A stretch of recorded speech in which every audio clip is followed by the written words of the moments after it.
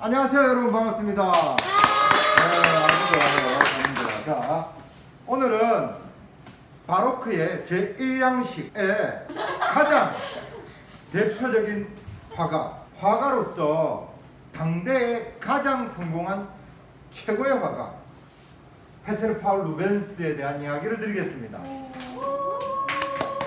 루벤스는 1577년에 태어나서 1640년에 돌아가시는데 바로크 양식의 최고의 대가라고 할 수 있습니다. 루벤스의 작품은 지금까지 2000점 정도 남아있습니다. 아직까지 2000점 이상 찾아지고 있습니다. 엄청난 작품량을 자랑합니다. 빈센트 반 고흐, 마이그레타까지만 1000여 점이요. 루벤스 두세 배 더 그렸어요. 그게 가능한 게 루벤스는 공장식으로 그림을 그립니다. 루벤스는 독일 태생으로 17세기 바로크를 대표하는 벨기에의 화가이고 그 역동성, 강한 색감, 그리고 관능미를 추구하는 환상적인 바로크 스타일의 대표적인 화가이다 라고 정의 내리고 있습니다. 자, 여기서 역동성, 강한 색감, 관능미, 이 세 단어가 핵심입니다. 여러분들 역동성도 알 것 같고 강한 색감도 알 것 같은데 관능미 아시겠어요? 아니요. 누구 지금 방금? 소경이요. 그렇지. 우와. 섹시함 플러스 알파 풍만함. 오. 오케이, 그 정도로 설명하겠어요. 너무 깊이 설명하면 안 될 것 같아요. 자, 그 다음에 루벤스는 유럽 전역의 여러 귀족과 미술품 수집가들에게 유명했던 안트베르펜의 화실을 운영했어요. 안트베르펜 이런 엔트와프라는 도시, 우리 그 네덜란드 말로 안트베르펜이고 영어로 안트와프. 이 화실의 규모가 성 같았고 엄청 큰 규모의 화실을 운영했어요. 그는 인문학자이고 미술품 수집가였어. 엄청 똑똑한 사람이었어. 캠브리지 대학 나왔어. 스페인의 필리페 4세와 잉글랜드의 찰스 1세에게 기사칭호를 부여받은 외교관이었어요. 화가이자 외교관이었어. 외교관으로서의 임무를 꽤 충실하게 이렇게 수행을 했던. 물론 여러분들도 보면 알겠지만 제법 귀족 같은 느낌이 안 드나, 그지? 네. 정확하네. 그리고 금수저 집안이었어. 아버지가 법률가였고 엄마가 귀족 집안이었어. 또한 이 친구도 결혼했는데 첫 번째 와이프가 오스트레일리아의 황실 가문 결혼하고. 루벤스의 작품을 한번 감상해 보겠습니다. 제일 첫 번째 루벤스의 작품 여러분에게 소개해 드리겠습니다. 여러분하고 공감대가 형성되지 않을까 싶어서 이 작품을 첫 번째로 가져왔어요. 제목이 뭐더라 이게? 딩동댕. 누굴 것 같아? 딸? 그렇지, 루벤스의 딸이에요. 이쁘다. 엄청 귀엽게 그렸잖아, 그지? 네. 이때 루벤스가 엄청 바쁜 시기였어. 그런데 5살 난 딸아이의 똘망똘망한 눈망울을 보자마자 루벤스가 그림 그리고 싶은 욕구가 생긴 거야. 그래서 바로 딸 보고 쫙 그렸어요. 클라라 세레나 루벤스. 지금 보면 기법도 거의 쓰지 않았어. 단지 순수하게 터치 몇 가닥 툭툭툭 던지고 볼 사이에 이렇게 흐르는 요 하얀색 요 유화 터치, 요게 얘의 얼굴을 싹 띄우는 거예요. 그냥 데비어 해가지고. 그리고 눈동자에 약간 그린색이 들어간 눈동자의 끝에 창문이 딱 붙여놓은 반짝이는 요 포인트 좀 보여 안 보여? 여러분들 눈동자에도 다 있습니다. 요걸 갖다가 디테일 관찰해서 딱 묘사를 하는 거예요. 그리고 45도 각도에서 딱 떨어지는 광선과 뒤쪽으로 떨어지는 요렇게 어두워지는 요런 어둠. 석고대생하면 요 각도에서 그림 정말 많이 그립니다. 요 각도의 빛을 렘브란트 라이트라고 부른다.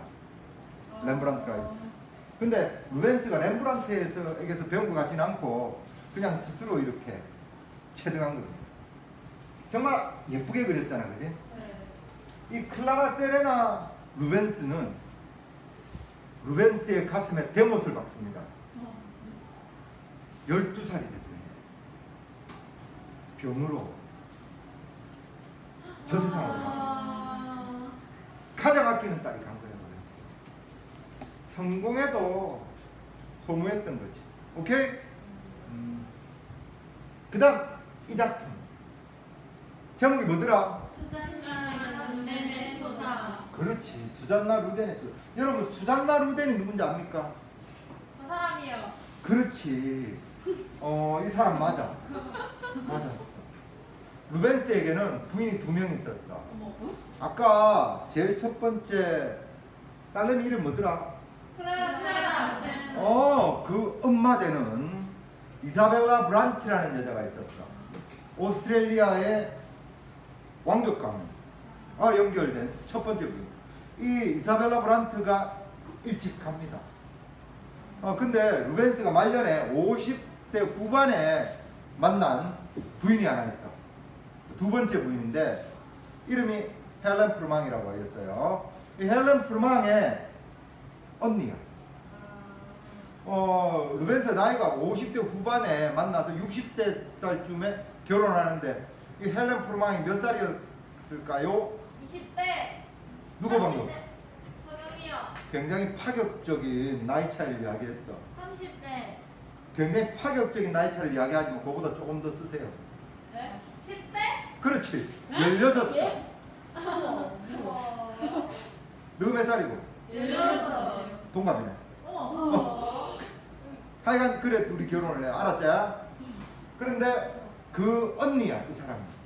그 언니를 이렇게 아주 따뜻한 햇살이 비치는 가운데 눈 크기하고 이런 것도 과장하고 모자의 모습하고 이 드레스의 우아함을 갖다가 아주 정확하게 묘사를 해냈습니다. 이 그림은 굉장히 그림 자체가 가치가 있습니다. 루벤스는 인물은 실내에서 그리고 배경을 밖에 나가서 그립니다. 그래서 이 시대의 그림들을 보면 배경이 다 어두웠어. 키아로스크로 기법, 테네브리즘 이런 것들 기법이 전부 배경을 어둡게 하잖아, 그지? 근데 이 그림은 유독 배경이 밝았어. 왜? 밖에 나가서 그린 거거든. 누구에게 영향을 주느냐? 그 후대의 인상파에게 영향을 줍니다. 인상파들이 뭐야? 화판을 들고 밖에 나가서 막 그림을 그리는 사람들 인상파들이잖아.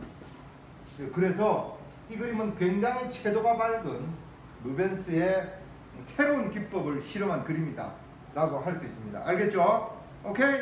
오케이. 포인트가 되어주는 붉은색, 모자 이런 것들이 아주 잘 묘사된 훌륭한 그림입니다. 수잔나 루덴의 초상화였어요.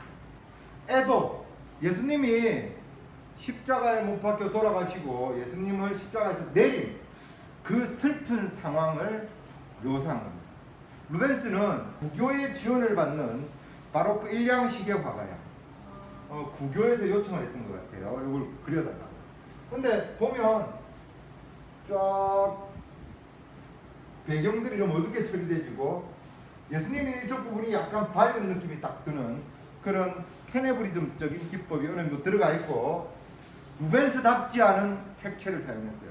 루벤스 색채 뭐고? 밝고 강렬한 색채 그리고 굉장히 움직임이 강한 농색 이런 것들이 루벤스 그림의 특징인데 움직임이 강하지도 않고 색채가 현란하고 밝지도 않고 굉장히 차분한 색 거의 회색 톤이야. 이 사람의 붉은 망토만 원색 그런 어떤 차분한 색도로 색으로 묘사를 했고 붓터치도 루벤스의 다른 그림들은 전부 터치가 다 팍팍팍 남아있는데 이 그림은 전부 터치를 부드럽게 다 처리했어요. 에도라는 이 슬픈 상황을 굉장히 무겁게 묘사하고 싶었던 것 같아요. 다음 이 작품 아레스와 레아 실비아. 에도하고 여러분들 잠깐 비교를 해보면 이거는 터치가 그대로 막 남아있습니다. 그리고 원색이 막 뚝뚝뚝뚝 떨어져 있고 그리고 굉장히 강한 동세들도 나타나고 있어요. 앞에 봤던 거, 요거 봤던 것이 그림의 채도와 동세 이런 것들 느낌이 많이 다르다는 거예요. 그리스 로마 신화의 이야기입니다. 알아요. 로마 신화. 혹시 아레스가 누군지 아는 사람? 전쟁이 딩동댕. 레아 실비아가 누군지 아는 사람? 레아 실비아에 대한 이야기를 하겠어요. 혹시 로마 신화, 로마 건국 신화 쌤이 이야기를 했어요, 여러분에게. 로마 건국 신화. 갑자기 하늘에서 로마의 시조 왕이 뚝 떨어져가지고 이거는 로마다. 아이네아스 이야기. 트로이가 멸망한 상태에서 트로이의 영웅 아이네아스는 자기 식솔들을 데리고 지중해를 여행하고 뭐 이렇게 와가지고 결국 로마의 테베레 강가에서 정착해서 로마라는 마을을 만들고 그것을 확장시켜서 도시가 되고 그 후손이 알바론가라는 나라를 만들고 거기에서 그 딸이 로물루스와 레무스를 낳게 되고 로물루스와 레무스가 로마를 성장시켜서 거대한 제국이 된다 이런 이야기 내가 했는데 레아 실비아는 로마의 초창기 국가의 하나인 알바론가라는 부족 국가의 왕의 딸입니다. 공주예요. 그런데 이 알바론가라는 나라의 왕의 동생 되는 즉 레아 실비아 삼촌 되는 사람이 왕자리가 욕심이 나서 레아 실비아의 아버지를 죽여버리고 레아 실비아를 베스타 신전의 여사제로 감금시킵니다. 신전의 여사제가 된다는 것은 평생 결혼을 할 수 없다는 뜻이야. 즉 개를 끊어버립니다. 그런데 여사제의 임무를 띠고 베스타 신전을 지키는 이 레아 실비아에게 누가 나타난 거야?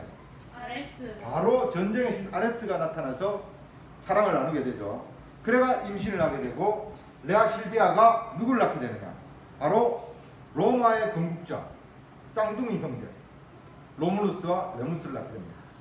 늑대의 젖을 먹고 컸다라는 이 형제가 나중에 성장해가지고 알바람과 병합하고 그 주변국가 전부 복속시키고 로마 제국의 기틀을 닦고 그 신화를 이렇게 루벤스는 이렇게 표현했습니다. 아름답지 않습니까, 여러분? 네, 오케이. 그 다음에 그리스 로마 신화 중에 요 이야기 파레스의 심판이라는 이야기. 조금 전에 내가 멸망한 트로이라는 힌트를 드렸죠, 그죠? 파레스는 요 친구인데 트로이의 두 번째 왕자입니다. 자, 여기에는 요 세 명의 통실통실한 여인은 이분은 바로 아테네. 어떻게 알았어? 옆에 메두사 있어요. 메두사의 방. 와, 박수 한번 치라 이거. 역시 저는 아테네. 그리고 여기 봐봐. 아프로디테. 딩동댕 박수 한번 치라 박수. 다 나오네. 그 다음 이거 누구야? 헤라. 딩동댕 박수 치라. 어떻게 다 알았어? 이야, 이렇게 다 맞춰. 처음 봤다. 대단하네. 무슨 그림인지 알아요. 무슨 그림인지 알아? 알고 있었어요. 알고 있었어? 자, 그러면 서계가 이야기 한번 해볼까? 자세한 건 몰라요. 자세한 건 몰라. 쌤 자세히 이야기해볼게. 황금사과의 주인이 누군지. 황금사과에 이렇게 적혀 있습니다. 세상에서 가장 아름다운 신이 이 사과의 주인이다. 황금사과에 이렇게 적혀 있습니다. 그러니까 이 황금사과의 주인은 이 사람일까? 이 사람일까? 이 사람일까? 이 세 여신이 서로 싸우면서 갈등을 하게 됩니다. 제우스가 너무 이렇게 여신들이 이렇게 갈등하니까 이 황금사과를 누구의 것인지 판단을 하게 할 사람을 파레스에게 권한을 주게 됩니다. 트로이의 두 번째 왕자 파레스는 그때 양을 치는 목동이었어요. 양을 치는 목동을 하고 있다가 갑자기 세 여신 중에 누가 제일 예쁜지를 알고 황금사과를 전해주라 라고 제우스의 명령을 받게 됩니다. 누구에게 줬을까? 아프로디테에게 줬을까? 딩동댕 박수 치세요. 아프로디테에게 주게 됩니다.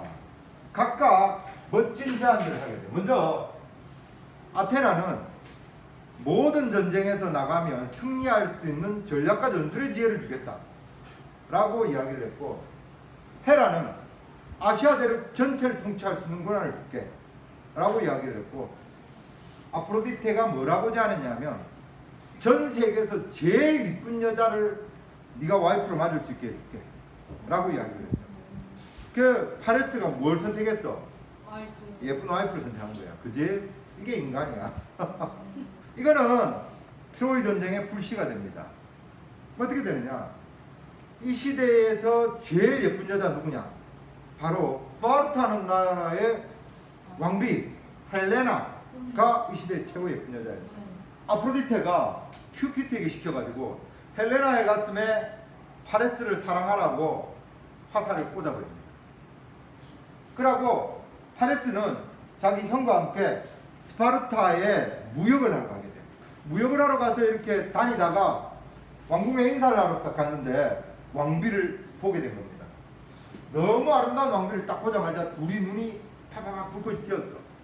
그래서 헬레나가 파레스에게 반합니다. 파레스가 타고 온 배를 헬레나가 도로 타고 같이 트로이로 가버립니다.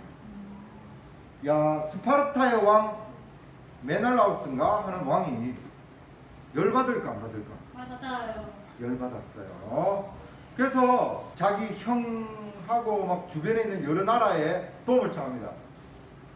아니, 나의 신부를 트로이에 있는 둘째 왕자가 제비 같다.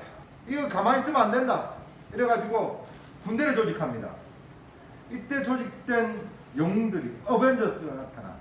오디세우스, 아킬레우스, 아작스 뭐 이런 영웅들이 막 집합해가지고 전쟁하러 떠납니다. 트로이 전쟁이 여기서 시작돼요. 트로이 전쟁에 그리스 연합군 편은 바로 헤라 여신과 아테네 여신이 그리스 연합군 편이고 아프로디테만이 트로이 편이었어요. 이 전쟁 이길 수 있나 없나? 없죠. 결국 트로이는 멸망하게 된다. 알겠죠? 자, 그 다음에 바로 이 이야기. 마리드 메디치와 앙리 4세의 만남이라는 이 장면입니다. 루벤스가 외교관으로서 역할을 할 때 프랑스의 그림을 그려주고 또 프랑스의 외교관 역할을 해주고 그리고 또 벨기에에도 외교관 역할을 해주고 이런 어떤 시절에 그렸던 그림이에요. 프랑스의 왕 앙리 4세는 굉장히 파티를 좋아하고 좀 사치스러운 사람이었어요. 그래서 왕실이 빚이 많았어요. 근데 앙리 4세가 꾀를 냅니다.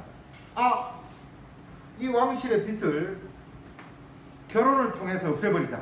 왕비를 어디에다 맞아들이냐면 그때 당시 유럽에서 가장 부자가 누구였을까?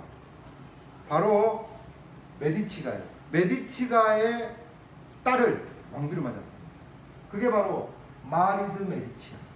메디치가에서 프랑스 왕실로 시집간 이 마리드 메디치는 앙리 4세와 만나가지고 결혼을 시작하고 그리고 아들도 한 명 낳습니다.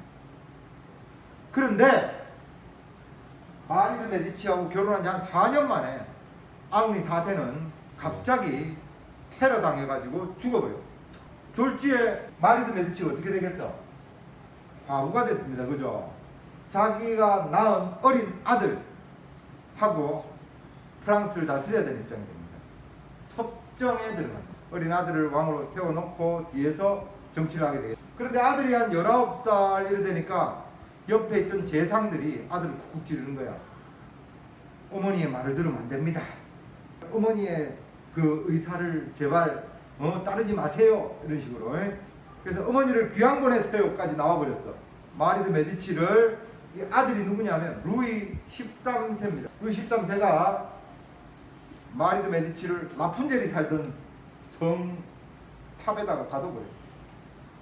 귀양을 보내도 아들에게 버림받은 마리드 메디치다라고 이야기하고 그 다음에 루이 13세가 또 그렇게 길게 살지 못합니다. 그런 찰나에 다시 프랑스 왕실로 복직하고 요렇게 해서 왔다 갔다 하는 고단한 삶을 살다간 마리드 메디치를 위해서 루벤스가 그린 그림입니다. 이 그림은 아마 선생님이 알기로는 마리드 메디치가 루벤스에게 부탁한 거예요. 이런 장면을 좀 그려주세요. 이렇게. 그래서 한 2점 정도 먼저 그리고 그 이후로 시리즈로 20점을 그립니다. 그래서 엄청 큰 겁니다. 144 곱하기 193cm짜리 진짜 큰 그림. 이 그림은 루브르 박물관에 가면 마리드 메디치의 방이라는 방이 있어요. 이 방에 22점의 대형 명화로서 그려져 있습니다. 여러분 프랑스 여행 가시면 꼭 보시기 바랍니다. 오케이? 자, 그 다음 이 사람 보세요. 루벤스가 한 데생입니다. 이 사람 이름은 안드레아 꼬레아. 어느 나라 사람일까? 이 그림이 원래 조선 사람을 그린 것이다 라고 알려져 있었어. 유럽에 조선 사람이 딱 한 명 있었대. 그 시대에. 왜 어떻게 가겠냐? 임진왜란에 일본군에게 끌려갔던 조선인이 다시 일본군이 네덜란드 상인한테 노예로 팔아가지고 유럽으로 데려가거든요. 그래서 한 명 있던 조선 사람을 그린 것이다 라고 소문이 나 있었으나 사실은 그게 아니다. 청나라 사람이다 라는 설이 지금 또 올라오고 있어. 조선 사람이다 청나라 사람이다 서로 싸우고 있는 그 문제작이에요. 하여간 이 시대에 유럽에 정말 보기 드문 동양인을 그린 루벤스의 대생입니다. 좀 독특해서 생긴 보여주는 거예요. 여러분들 루벤스 이라면 이 애니메이션을 기억하셔야 됩니다. 프란다스의 개 애니메이션 본 사람? 봤어? 네. 그렇지. 프란다스의 개 이 친구 주인공 이 친구 꿈이 뭐야? 이 친구의 꿈 화가지 그지? 이 프란다스의 개에 나오는 이 친구가 이 프란다스의 개라는 애니메이션의 배경이 안트와프입니다. 안트와프.